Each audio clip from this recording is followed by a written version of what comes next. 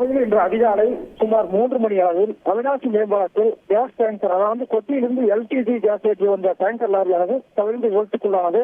அந்த விபத்தில் அந்த டேங்கரில் பொருத்தப்பட்டிருக்கக்கூடிய கேஸ் வால்வானது உடைந்து சேதமடைந்தது. அதனைத் தொடர்ந்து சுமார் 100 கிலோ அளவிற்கான கேஸ் ஆனது கசிவு ஏற்பட்டுள்ளது. இந்த நிலையில் இந்த லாரியில் மொத்தம் 16 டன் கேஸ் ஆனது ஏற்றப்பட்டு வந்தது.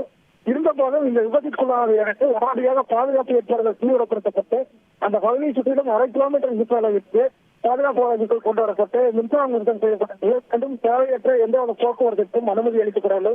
இந்த சூழ்நிலையில் தற்பொழுது 10 மணி நேரம் போராட்டத்திற்கு பின்னர் பாரத் பெட்ரோலிய அலுவலகத்தின் மெக்கானிக்கல் கான்ட்ராக்டர் உள்ள குழுவினர் உடனடியாக சம்பவ இடத்திற்கு விரைந்து சுமார் 3 மணி நேரம் போராடி அந்த டேங்கரை உயர்த்தி நிறுத்தினர் ராட்சச சேர்ந்த உதவியுடன்.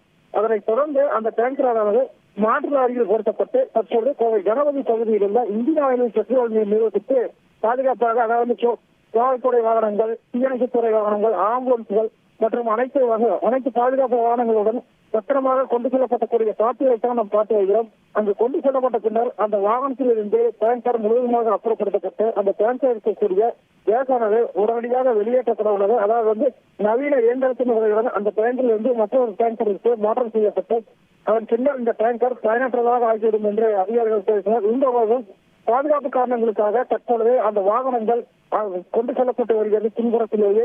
குறிப்பாக இந்த கணவன் சாலை, அதாவது சக்தி சாலை என்பது போக்குவரத்து நெரிசல் மீண்டு காணப்படும். இருந்த போதும் இந்த டேங்கரை பாதுகாப்பாக கொண்டு செல்ல வேண்டும் என்ற ஒற்றை காரணத்திற்காக ஒரு வழி முழுவதுமாக போக்குவரத்திற்கு நிறுத்தம் செய்யப்பட்டு தற்பொழுது போலீசார் பாதுகாப்புடன் டேங்கர் லாரியானது கொண்டு செல்லப்பட்டு வருகிறது. இருந்த போதும் அந்த டேங்கரில் இருந்து லேசான இந்த கேஸ் வாயு கசிவு என்பது சுமார் 10 மணி நேரமாக நீடித்து வருகிறது.